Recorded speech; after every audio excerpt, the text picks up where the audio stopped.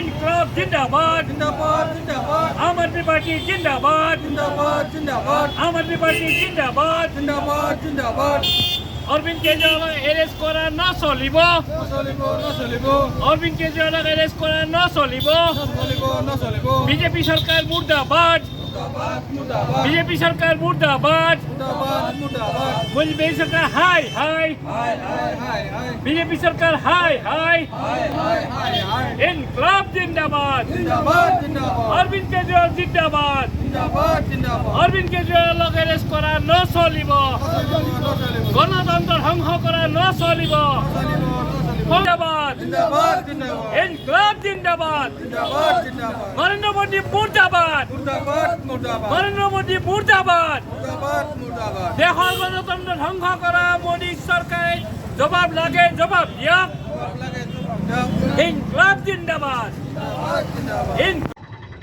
কেইমাহমানৰ পৰা ইডিয়ে আৰু CBIয়ে কেজৰিৱালক এৰেষ্ট কৰাৰ কাৰণে দিনে ৰাতিয়ে লাগি আছিল। এই নিৰ্দেশ দিছে বিজেপি চৰকাৰে এই লোকসভা নিৰ্বাচনৰ আগত যিকোনো প্ৰকাৰে কেজৰিৱালক এৰেষ্ট কৰাৰ কাৰণে গ্ৰেপ্তাৰ কৰাৰ কাৰণে তেওঁলোকে উঠি পৰি লাগিছে। কাৰণ আজি বিজেপিয়ে ভয় কৰে একমাত্ৰ আম আদমি পাৰ্টিৰ বাহিৰে অন্য দলক তেওঁলোকে ভয় নকৰে আৰু ভয় কৰে তেওঁলোকে মাত্ৰ কেজৰিৱালক।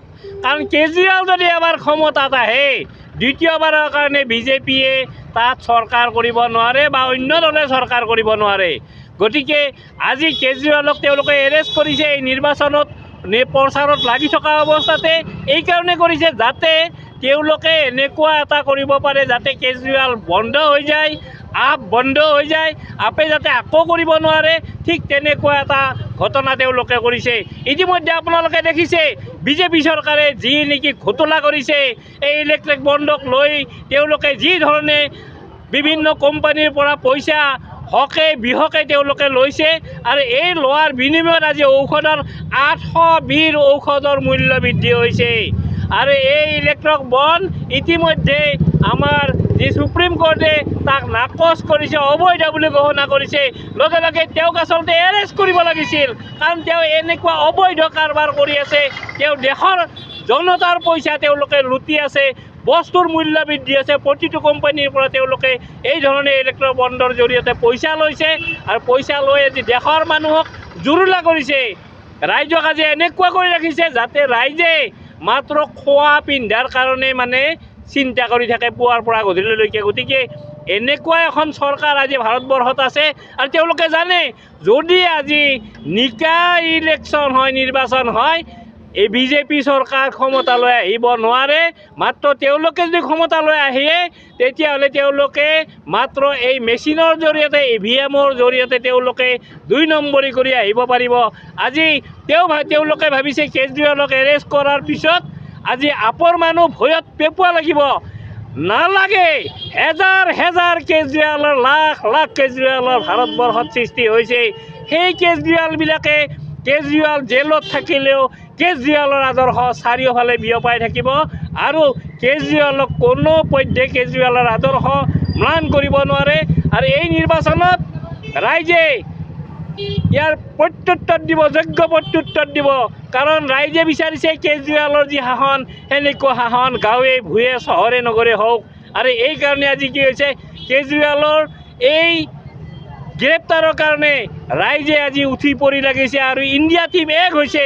আৰু এই ইণ্ডিয়া টিমে আজি কি কৰিছে এক হৈ ইয়াৰ বিৰুদ্ধে মাৰ বান্ধি নিৰ্বাচনত তেওঁলোকে যুঁজ দিব ধৰিছে। আৰু এই যুঁজ দিয়াৰ ফলত আজি কি হৈছে ভাৰতবৰ্ষত ক্ষমতালৈ আহিব ইণ্ডিয়া টিম। আৰু বিজেপিয়ে যি ভাবিছিল যে ভয় ভীতি প্ৰদৰ্শন কৰি আমি এই কৰিম, আৰু তেওঁলোকে আনকি এটা যদি কোনোবাই টুইট দিয়ে, কোনোবাই কবিতা লিখে, তেওঁলোককে এৰেষ্ট কৰে। সাংবাদিকৰ আজি স্বাধীনতা নোহোৱা হৈছে। সাংবাদিকে প্ৰশ্ন সুধিলে তেওঁলোকক লগে লগে তেওঁলোকৰ অফিচৰ জৰিয়তে তেওঁলোকক বহিষ্কাৰ কৰি দিয়ে, এৰেষ্ট কৰে। এনেকুৱা অৱস্থা হৈছে। আৰু এই ভয় ভীতিৰে চৰকাৰ নচলে। দেশত মূল্য বৃদ্ধি হৈছে, মানুহ কক বকাই আছে। ইয়াৰ বিৰুদ্ধে এইবাৰ লোকসভা নিৰ্বাচনত ৰাইজে বিজেপিক বহিষ্কাৰ কৰি ফিল্ডৰ পৰা লাঠ মাৰি উলিয়াই দিব আৰু ভাৰতবৰ্ষত ইণ্ডিয়া টিমৰ চৰকাৰ হ'ব। আৰু ভাৰতবৰ্ষৰ ৰাইজৰ যি আজি দুৰ্দশা সেই দুৰ্দশা চিৰদিনৰ কাৰণে লাঘৱ হৈ যাব। অসম টাইম ৰাইজৰ কণ্ঠ অসম টাইম। আপোনাৰ প্ৰিয় চহৰ নলবাৰীত নিজাববীয়াকৈ বসবাস কৰাৰ সপোন আছে নেকি? চহৰৰ মাজমজিয়াত মাটি কিনি ঘৰ সাজি লোৱাৰ সমস্যাই দেখা দিছে নেকি? সেই সমস্যা এতিয়া আৰু নাই। চহৰৰ মাজমজিয়াত মাটি নিকিনাকৈ নিজে ঘৰ নসজোৱাকৈ এটা বিলাসী ঘৰৰ গৰাকী হ'ব পাৰিব আপুনি। নলবাৰীত প্ৰথমবাৰৰ বাবে সেই সুবিধা আহিছে। নলবাৰীত প্ৰথমটো ৰেৰাৰ দ্বাৰা অনুমোদিত আটকধুনীয়া এপাৰ্টমেণ্ট এতিয়া চহৰৰ গোপাল বজাৰত নিৰ্মাণ হৈ উঠিছে। আটকধুনীয়া আহল বহল এপাৰ্টমেণ্ট তীৰ্থদ্বীপ এনক্লেভ।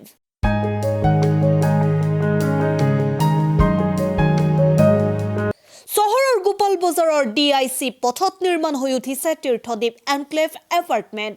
2টা আৰু 3টা আটকধুনীয়া শুৱনি কোঠাযুক্ত সপোনৰ ঘৰ, যথোপযুক্ত গাড়ী পাৰ্কিঙৰ সুবিধা, নিৰিবিলি পৰিৱেশ, যাতায়াত আৰু যোগাযোগৰ উপযুক্ত সুবিধা। আপোনাৰ সপোনৰ ঘৰখনৰ বাবে ন্যূনতম হাৰত বুকিং চলি আছে। পলম নকৰি এতিয়াই যোগাযোগ কৰক 9706010636 আৰু 9954253864 নম্বৰত।